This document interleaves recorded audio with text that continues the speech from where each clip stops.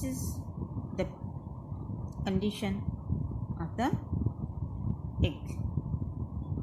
This is animal pole and this is vegetal pole.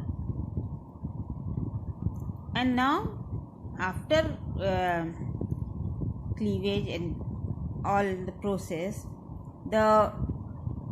this is the portion which is forms the epidermal ectoderm, okay, just near the animal pole.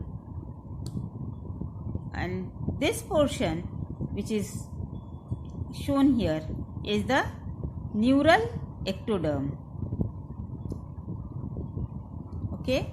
Now this portion is tail mesoderm,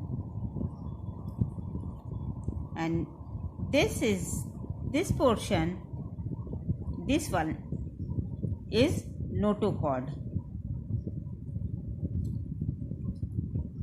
This is just this one is precaudal mesoderm, okay. And this is endoderm, this portion. This is endoderm and this is the blastopore.